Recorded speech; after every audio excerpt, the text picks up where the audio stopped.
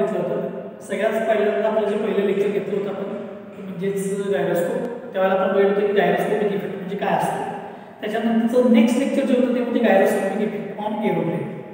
तर आजच्या लेक्चरला आपण बघणार आहे gyroscopic effect acting on the Naval ship.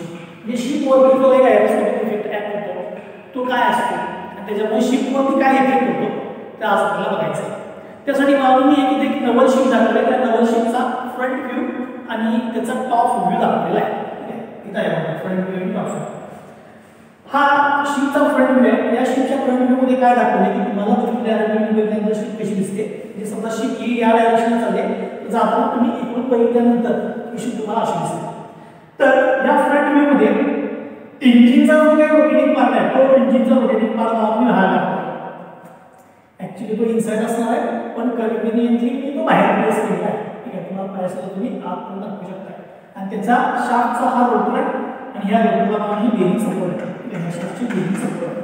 ठीक आहे, या रोटेटिंग पार्टला म्हणजे प्रोपेलर. पण ते सांगतो हा प्रोपेलर आतमध्ये असणार आहे पण मी तो बाहेर दाखवला मला त्याप्रमाणे कन्व्हिनियंटली मी प्लेस केला.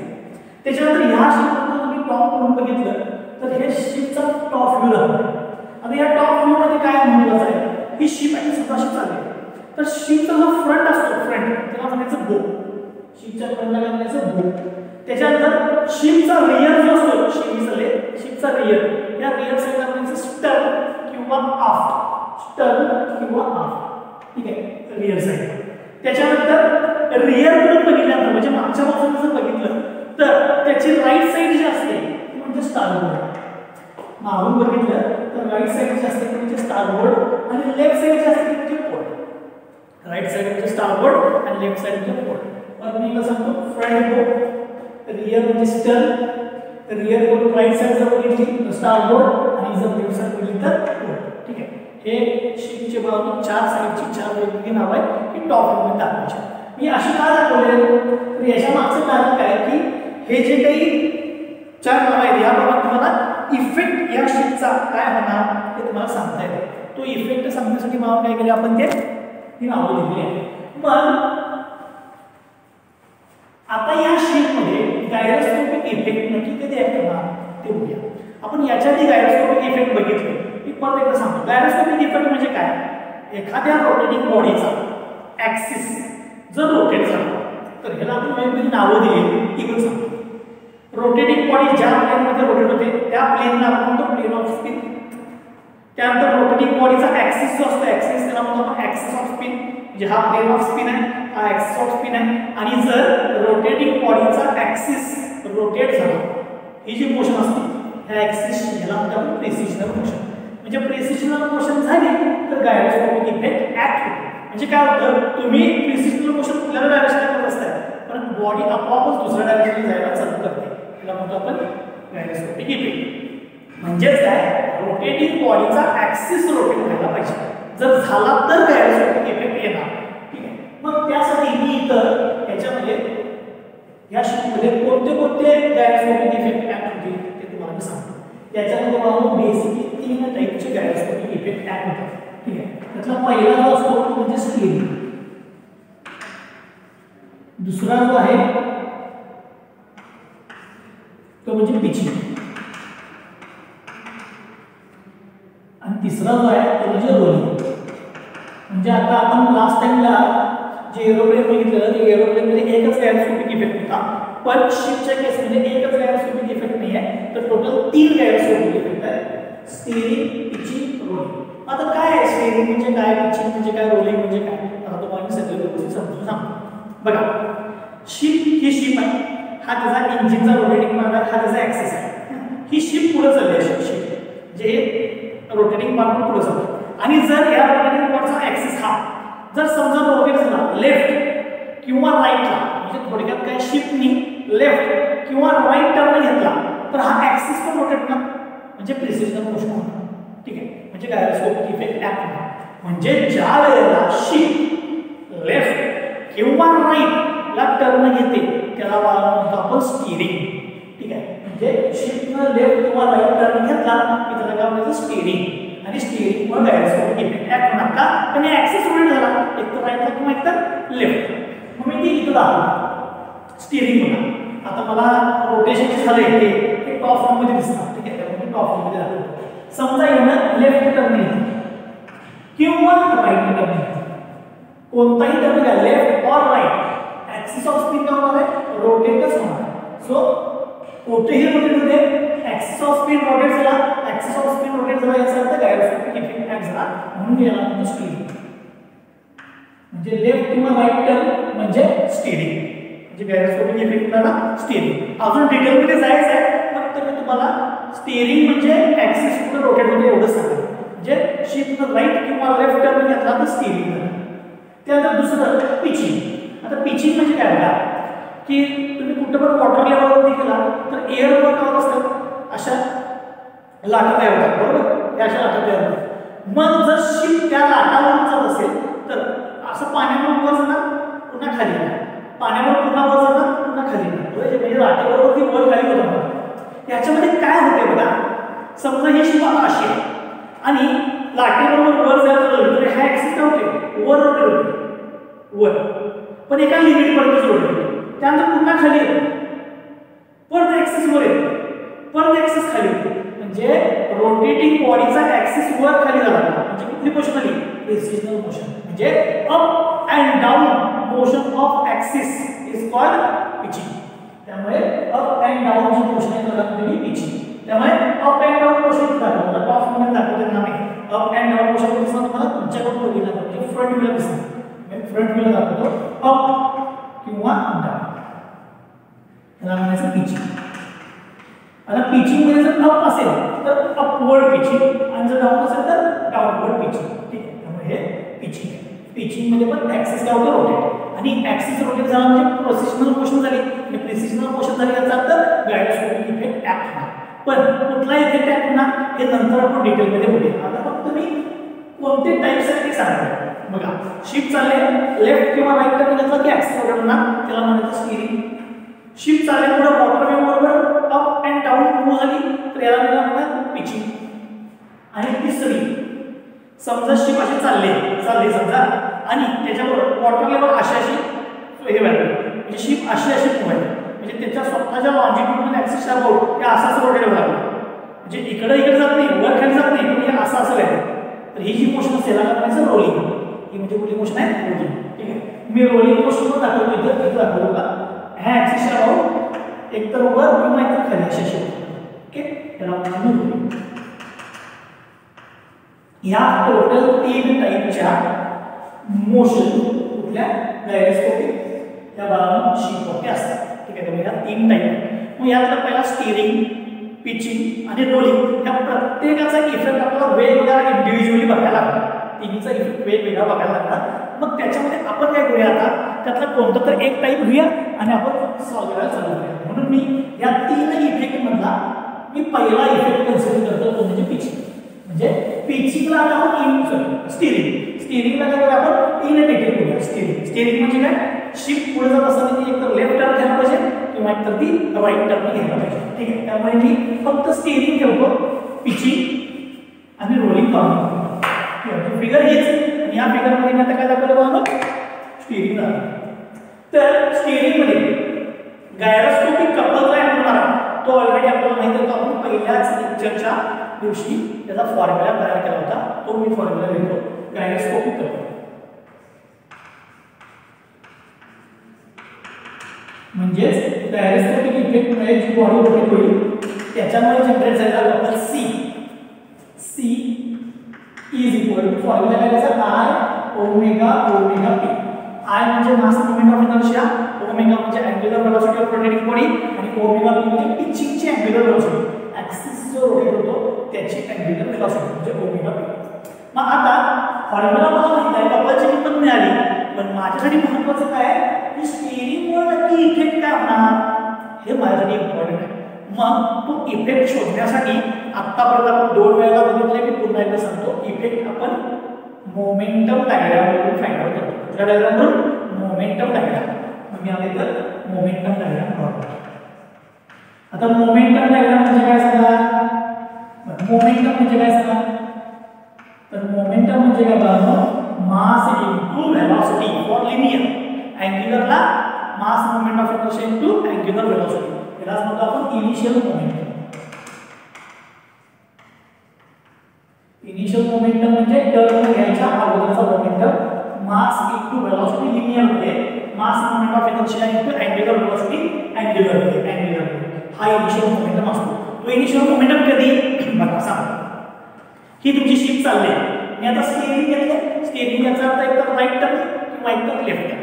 आता आपण कन्सिडर करूया लेफ्ट टर्न. ठीक आहे, ही शिप चालली आहे आणि शिप लेफ्टला टर्न घेणार, स्टीअरिंग बरोबर आहे टुवर्ड्स लेफ्ट. ओके, मग त्यासाठी आपण लास्ट टाइमला जसं ऑब्झर्वर वगैरे घेतलेलं त्या केसेस परत मी आणतो. ठीक आहे, आता समजा शिप पुढे चालले आणि ऑब्झर्वर इथं मागे असतो, ऑब्झर्वर मागे इथून दाखवायला लागेल, आहे की ऑब्झर्वर शिपच्या रिअरवर दाखवायला ऑब्झर्वर, म्हणजे ऑब्झर्वरला मी रिअरला प्लेस केला, शिप पुढे चालले, लेफ्ट टर्न घेणार आहे आणि याचा रोटेटिंग पार्ट म्हणजे इंजिनचा रोटेटिंग पार्ट असं कसं करूया क्लॉकवाईज रोटेट होणार आहे. म्हणजे जी एरोप्लेनला जी केस घेतलेली ती आहे तशी मी स्टीअरिंगसाठी कन्सिडर केली. म्हणजे काय, observer is at rear, observer is at rear, propeller rotates in clockwise direction, propeller rotates in clockwise direction and ship take turn towards, ship takes turn towards left. म्हणजे मी कंडिशन काय घेतली, ऑब्झर्वरला रिअरला प्लेस केलं, प्रोपेलर क्लॉकवाईज रोटेट व्हायला लागलाय आणि स्टीअरिंग म्हणजे पुढे टर्न घेतला मी लेफ्ट. एरोप्लेनला असंच केलं, ऑब्झर्वर रिअरला सोडला, प्रोपेलर क्लॉकवाईज टर्न घेतलेला आणि टर्न मी लेफ्टलाच घेतलेला, तीच केस कन्सिडर केल्या. त्यामुळे तुम्ही असं म्हणू शकता की एरोप्लेनचा इफेक्ट आणि स्टीअरिंगचा इफेक्ट सेमच येईल. येतो का नाही बघूया आता आपण. ठीक आहे, बघा ही शिप ऑब्झर्वर रिअर, शिप पुढे चालली, त्याचा प्रोपेलर क्लॉकवाईज रोटेट व्हायला लागला आणि शिप कुठे टर्न घेणार आहे लेफ्ट. टर्न घ्यायच्या अगोदर ह्या पोझिशनचा मोमेंटम म्हणजे इनिशियल मोमेंटम, टर्न घेतल्यानंतरचा final momentum. Okay, initial momentum कधी, टर्न घ्यायच्या अगोदर, फायनल मोमेंटम कधी, टर्न घेतल्यानंतर. मग मला मोमेंटम डायग्राम काढायचा आहे. मोमेंटम डायग्राम काढण्यासाठी मला आपण बघितलं मोमेंटम म्हणजेच काय, ओमेगाला डायरेक्टली प्रोपोर्शनल आहे, त्यामुळे ओमेगा ही कुठली आहे, वेक्टर क्वांटिटी आहे, त्यामुळे मोमेंटम ही वेक्टर क्वांटिटी आहे. त्यासाठी आपण राईट हँड रूल यूज केलेला, त्याचा वेक्टर ड्रॉ करण्यासाठी right hand rule. Right hand rule परत काय सांगतो, कर्व्ड फिंगर्स, हे कर्व्ड फिंगर्स तुम्हाला डायरेक्शन ऑफ रोटेशन देतात आणि हा थंब तुम्हाला देतो direction of vector, direction of rotation, direction of vector. Okay, आता मी हा रूल इथे यूज करणार आहे. बघा जरा मी काय करतो, पहिल्यांदा शिपची ओरिजिनल पोझिशन घेतो आणि त्याच्यानंतर टर्न घेतो. ही शिप चालली, शिप चालले, ऑब्झर्वर रिअर आहे का, हा इंजिनचा रोटेटिंग पार्ट. ठीक आहे, आणि हा त्याचा ऍक्सिस, म्हणजे हे काय झालं त्याचं ऍक्सिस ऑफ स्पिन, हा झाला ऍक्सिस ऑफ स्पिन. ओके, मग आपण वेक्टर कसं करतोय, ऍक्सिस ऑफ स्पिनला पॅरलल लाईन, त्याला पॅरलल लाईन घेतो, ऍक्सिस ऑफ स्पिनला पॅरलल. ओके, आता कसं रोटेट व्हायला लागलाय, क्लॉकवाईज. ऑब्झर्वर रिअर म्हणजे रिअरनी राईट हँड घ्यायचा, राईट हँड रिअरनी ही कर्व फिंगर्स कसं झालं म्हणजे क्लॉकवाईज. क्लॉकवाईज तुमच्याकडे बघा, म्हणजे इकडून बघितलं की हे क्लॉकवाईज आहे, तर हा थंब काय दाखवणार तुम्हाला, डायरेक्शन ऑफ वेक्टर, म्हणजेच वेक्टरची डायरेक्शन इकडे यायला पाहिजे. ठीक आहे, हे क्लॉकवाईज या बाजूने बघितल्यानंतर तर थंब गेला या बाजूला. ओके, हा झाला त्यांचा इनिशियल मोमेंटम वेक्टर.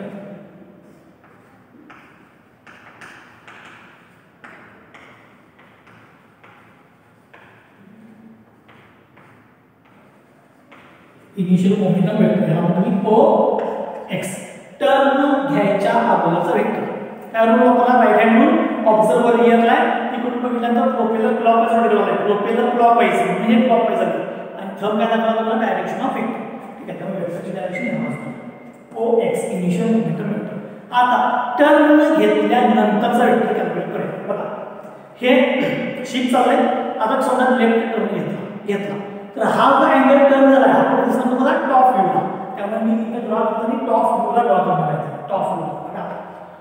हे इनिशियल वेक्टर आहे, टर्न घेतला, टर्न घेतला की हा तुमचा काय येणार, फायनल वेक्टर. आणि ह्याच्यामध्ये अँगल किती आहे, थीटा, ते दाखवलं. टर्न घेतल्यानंतर हे असं दिसेल आणि हा अँगल आहे थीटा.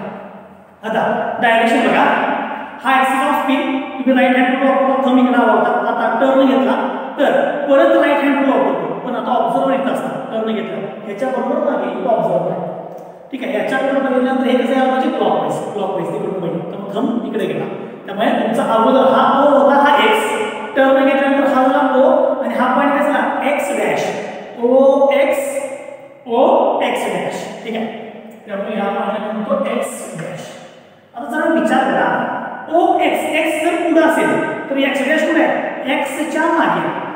इथे x आहे इथे x डॅश आहे. मग x कडून x डॅश हा काय असतो चेंज इन मोमेंटम. हा इनिशियल हा फायनल हा काय असणार चेंज इन मोमेंटम. इथे लिहून ठेवतो change in momentum vector. Change in momentum vector. आता या चेंज इन मोमेंटम वेक्टरचा एरो कुठे गेला बघा x कडून x डॅश. मग आता मला इफेक्ट बघायचा आहे. आता हे महत्त्वाचं आहे बघा. मी परत सांगतो OX इनिशियल वेक्टर टर्न घेतला OX डॅश फायनल वेक्टर. हा x पुढे आहे x डॅश मागे एरो x कडून मागे x डॅश कडे म्हणजे x जर बोर्डवर असेल तर x डॅश हा बोर्डच्या मागे आहे. ठीक आहे. सो OX टर्न घेतला OX डॅश एरो x कडून x डॅश कडे जायला पाहिजे. आता एरो म्हणजे काय थंबची डायरेक्शन. मागाशीच पहिला राईट हँड मध्ये एरो म्हणजे थंबची डायरेक्शन. म्हणजे x कडून जर x डॅश कडे एरो असेल तर थंब हा तुमचा x डॅश कडे यायला पाहिजे. तर तुमच्याकडून बघितल्यानंतर ही डायरेक्शन जी येते ही असते ऍक्टिव्ह गायरोस्कोपिक कपल. तुमच्याकडून बघून सांगा कुठली डायरेक्शन आहे क्लॉकवाईज. ठीक आहे. त्यामुळे क्लॉकवाईज हा काय तुमचा ऍक्टिव्ह गायरोस्कोपिक कपल. पण लास्टच्या लेक्चरला आपण पाहून एक गोष्ट बघितली होती ती म्हणजे इफेक्ट ऍक्टिव्हचा होत नाही. इफेक्ट म्हणजे होतो रिॲक्टिव्हचा होतो. आणि रिॲक्टिव्ह कसा असतो इक्वल अँड अपोजिट. म्हणजे ऍक्टिव्ह गायरोस्कोपिक कपलला तो बरोबर काय असणार अपोजिट असणार. म्हणजे हा क्लॉकवाईज असेल तो कसा येणार अँटी क्लॉकवाईज. त्याला काय म्हणतात मी रिॲक्टिव्ह गायरोस्कोपिक कपल. म्हणजेच काय होणार इफेक्ट काय व्हायला पाहिजे तर तुमची शीट अँटी क्लॉकवाईज डायरेक्शनला फिरायला पाहिजे.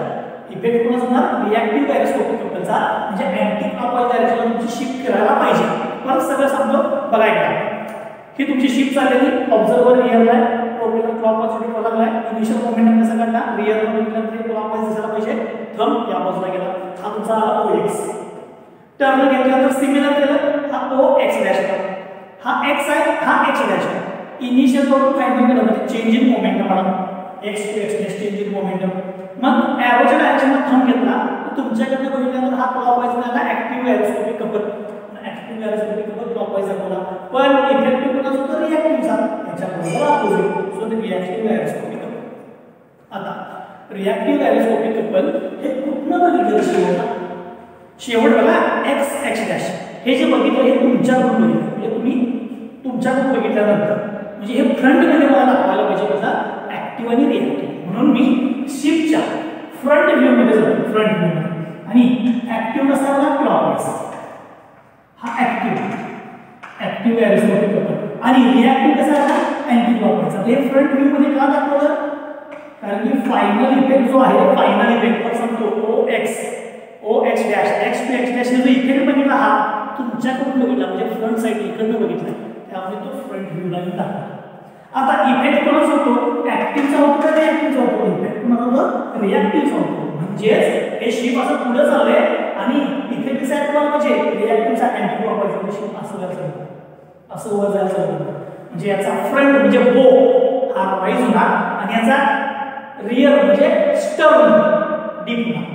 Rise the bow dip the stern. नाव फक्त बदलल्या फ्रंटला बो आणि रिअरला काय म्हणतो आपण stern. Rise the bow dip the stern म्हणजे अँटी क्लॉकवाईज. ओके. म्हणजे फायनली इफेक्ट काय आला फायनली इफेक्ट काय मिळाला फ्रॉम कुठला रिॲक्टिव्ह गायरोस्कोपिक कपल.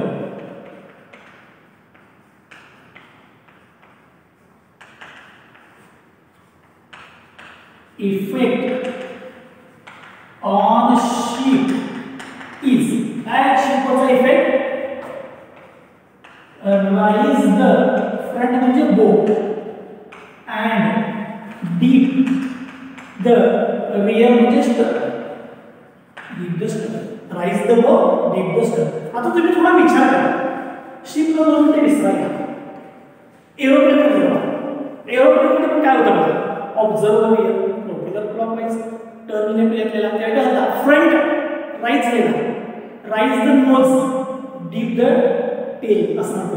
तोच इफेक्ट आहे नाव फक्त बदलले rise the bow dip the stern. आता जसं लास्ट टाइमला बघितलेलं तसंच परत इनिशियल कंडिशन काय होतं माझा ऑब्झर्वर रिअर प्रोपेलर क्लॉकवाईज आणि टर्न कुठे घेतला लेफ्ट. ह्या तीन पैकी एक जरी मी कंडिशन बदलली, काय म्हणलं की एक जरी कंडिशन बदलली तर इफेक्ट बरोबर अपोजिट येणार. जर मी दोन चेंज केले म्हणजे ह्या तीन मध्ये जे आता कंडिशन आहे त्यापैकी दोन चेंज केले इफेक्ट आहे तो राहणार. तीन चेंज केले तर इफेक्ट बरोबर अपोजिट येणार. एक एक्झाम्पल सांगतो म्हणजे तुमच्या लक्षात येईल. आता आताची कंडिशन काय आहे, ऑब्झर्वर आहे, प्रोपेलर क्लॉकवाईज आणि टर्मिनल लेफ्ट. ह्या तीन पैकी एक चेंज करूया, एक चेंज. मग मी हे होतं प्रोपेलर क्लॉकवाईज म्हणजे काय केलं, अँटी क्लॉकवाईज. म्हणजे इफेक्ट काय आला, observer is at rear, propeller rotates in anti clockwise direction. Change करा anti clockwise direction and ship take turn towards left. लेफ्टलाच टर्न घेतला.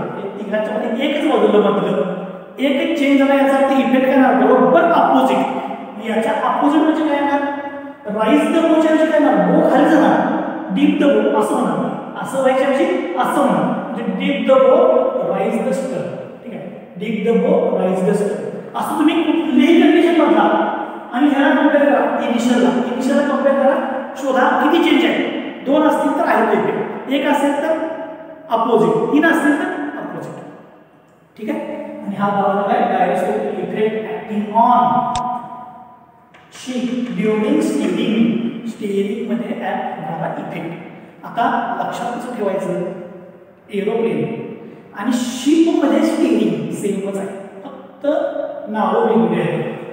बाकी सगळा इफेक्ट काय सेम आहे. आणि गायरोस्कोपिक कपल करायचा फॉर्म्युला हाच आहे, काय बदलणारच नाही, आय ओमेगा ओमेगा पी. ठीक आहे. हा झाला आमचा गायरोस्कोपिक इफेक्ट. मी लास्ट सांगतो. when the observer is at rear, propeller rotates in clockwise, ship takes turn towards left, then effect is raise the bow, deep the stern. Raise the bow, deep the stern. हा effect होणार. ठीक आहे. सगळ्यांना समजलं असेल. याचे मला problem आपण रेग्युलर ट्रेकमध्ये आपल्या बघूया.